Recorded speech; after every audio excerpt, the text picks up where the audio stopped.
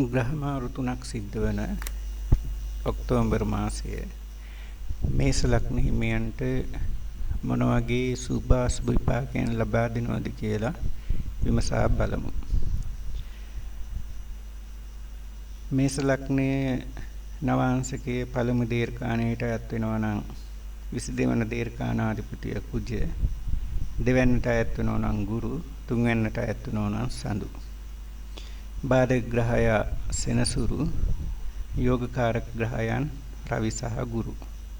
තුන්වෙනිදා වන විට ග්‍රහ පීඨීන් අනුව ගුරු වික්‍රම ස්ථානයේත්, සිකුරු කේතු පුත්‍ර ස්ථානයේත්, රවි රෝග ස්ථානයේත්, බුධ කුජ කලස්ත්‍ර විවාහ ස්ථානයේත්, රාහු වය ස්ථානයේත්, සනි වය ස්ථානයේත් තමයි ඉන්නේ. දැන් බලමු මේස ලග්න හිමියන්ට මේ මාසයේ මොන වගේ සුභ අසුභ විපාකයන් ලබා දෙනවද කියලා. ගුරු ඉන්නේ වික්‍රම ස්ථානයේ. ගුරුට සාමාන්‍යයෙන් අසුභම ස්ථානයේ තුන්වැන්න. තුන්වැන්නෙන් සහෝදර සහෝදරියන්, ඥාති මිත්‍රාදීන්, හිතවතුන්, අසල්වාසීන් පිළිබඳව කියනවා. ගුරුට බුධගේ සහ කුජගේ දෘෂ්ටි ලැබෙනවා. ඒ නිසා වික්‍රම ස්ථානයේ ඉන්න ගුරු නිතරම තමන්ට නැති බලයක් පෙන්වීම සඳහා උත්සාහ ගන්නවා. පෞරුෂත්වයක්, වික්‍රමත් බවක්, ඒ වගේම ආත්ම විශ්වාසයක් තියෙන බව පෙන්වීමට උත්සාහ කරනවා. වැරදිලාවත් 22 වන දීර්ඝාණාධිපතිය ගුරු නෝතින් මේස ලග්න හිමියන්ට ඒ සාර්ථකව ඉෂ්ට කර ගන්නට නම් හැකියාව ලැබෙන්නේ නැහැ. මේ නිසාම ඥාති මිත්‍රාදීන්, සහෝදර සහෝදරියන්, හිතවතුන් අමනාප වීමට බොහෝ වෙලාවට ඉඩ තියෙනවා. ඊළඟට සිකුරු සහ කේතු ඉන්නේ පුත්‍රස්ථානය. මෙතනදී ආලය, අධ්‍යාපනය සහ දරුවන් පිළිබඳව විස්තර කරනවා. සිකුරු ඉන්නේ කේතුත් සමග සංයෝග වෙලා. සාමාන්‍යයෙන් සිංහට සිකුරු අසුභම ස්ථානය. ඒ නිසා දරුවන්ගේ කඩාවැටීම් වගේ දේවල් සිද්ධ වෙන්නට ඉඩ තියෙනවා. දරුවන්ගේ අසාර්ථකත්වය, ඒ වගේම අකීකරුකම්, මේ වගේ දේවල් සිද්ධ වෙයි. දරුවන් බලාපොරොත්තු වෙමින් ඉන්නවා නම් ටිකක් කරදර සහිතව ඒ දරුවන් ලැබීම, ඒ වගේම අධ්‍යාපනයේට යොමු වෙලා ඉන්නවා නම් මේස ලග්න හිමියන් ටිකක් ඒ සඳහා කරදර බාධක ඇතිවීම, ආදරයේ තුල තියෙන විශ්වාසවන්තකම ටිකක් දුරස් වීම, සැකය මතුවීම වගේ දේවල් සිද්ධ වෙනවා. රවි ඉන්නේ රෝගස්ථානයේ 6 වෙන්න. 6 වෙන්න තරමක් අසුභම ස්ථානයක්. අසුභම ස්ථානයක් වුණාට රවිට 6 වෙන්න සුභයි. සතුරන් මර්ධනය කිරීමට හැකියාව තියෙනවා. දැසිදස්සන් මෙහෙකරුවන් තමන්ගේ යටතේ තබාගෙන කටයුතු කරන්නට පුළුවන්කම ලැබෙනවා. ඒ කොහොම වෙතත් මේ අසුභ ස්ථානයේ අසුභ විපාක රවි ලබා දෙනවා. ඒ නිසා තරමක් උෂ්ණාධික රෝගාබාධ, ලේ සම්බන්ධ අස්නීප, හෘද වස්තුව සම්බන්ධ අස්නීප ඇතිවීමට ඉඩකඩ වැඩි. විවාහ ස්ථානයේ බුධයි කුජයි දෙන්න ඉන්නවා. බුධ සහ කුජට ගුරුගේ දෘෂ්ටි ලැබෙනවා. ඒ වගේම 11 වෙනි ඉන්න රාහුගේ දෘෂ්ටිත් ලැබෙනවා. කුජට විවාහ ස්ථානය ටිකක් අසුභම ස්ථානයක්. බුධට තුලාව කියන්නේ සුභම ස්ථානයක්. නමුත් මේ දෙන්නම ඉන්නේ තුලාවේ. බුධ කුජ දෙන්න තුලාවට මිත්‍ර ග්‍රහයි. ඒ නිසා මේ දෙන්නගෙන් ඊතරම් අසුභ විපාකයක් බලාපොරොත්තු වෙන්නට බෑ. නමුත් විවාහ ස්ථානයේ නිසා කුජට 7 වෙන්න අසුභයි. අසුභ නිසා විවාහයේ ගැටලු ඇතිවීමට ඉඩ තියෙනවා. අමනාපකම් ගොඩ නැගේවි.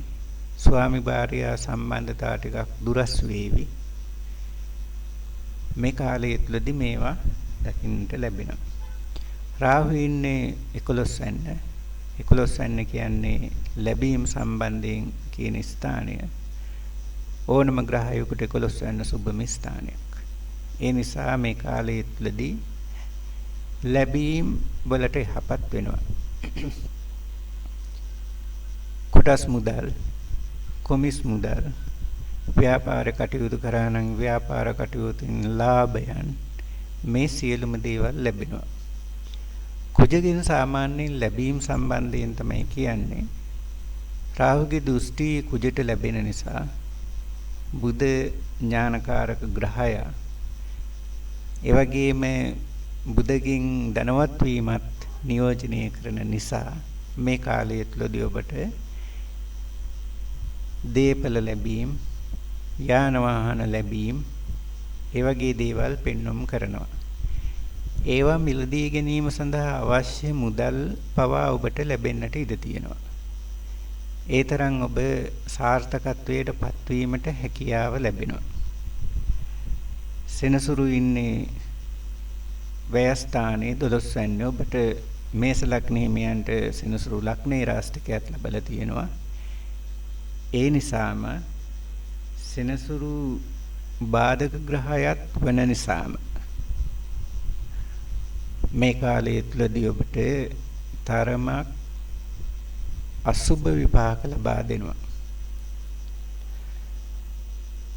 යම් දේපලක් සම්බන්ධයෙන් නීතිමය ගැටලුවක් තිබුණා නම් ඒ ඔබට ටිකක්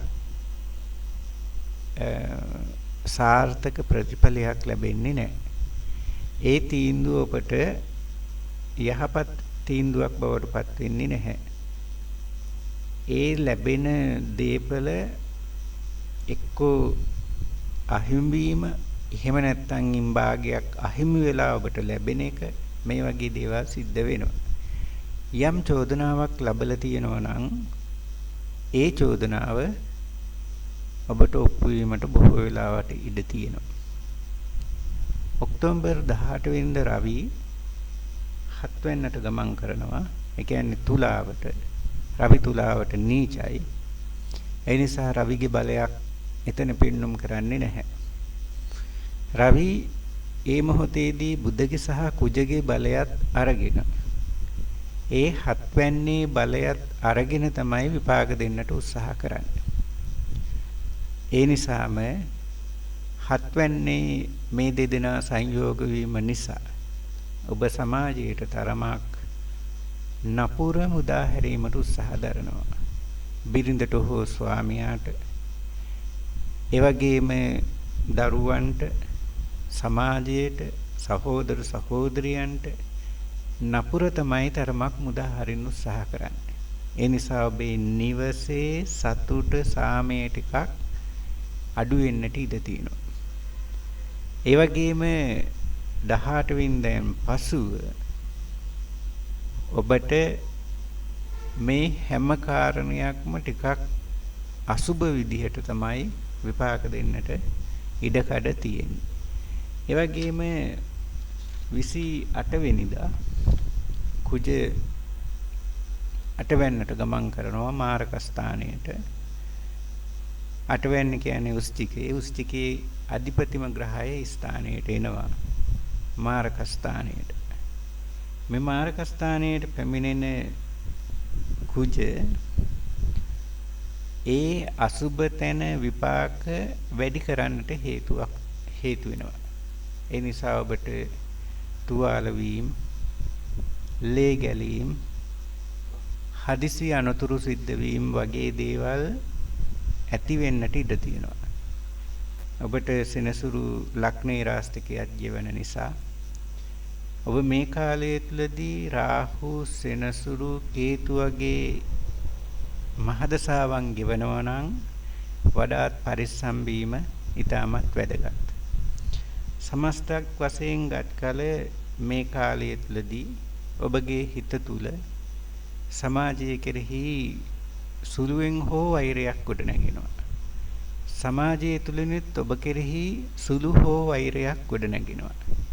ඒකට අනුගත නොවි මේස ලග්න හිමියන් සමාජයට මෛත්‍රිය මුදා හරින්නට උත්සාහ කරනවා නම් ඔබට මේ අසුභ විපාක ගොඩක් මග හරවා ගන්නට පුළුවන්කම ලැබෙනවා. එහෙමනම් ඔබ ඉඩ ලැබෙන හැම අවස්ථාවකදීම කරණීයමෙත් සූත්‍රයේ සජ්ජායනා කරන්න.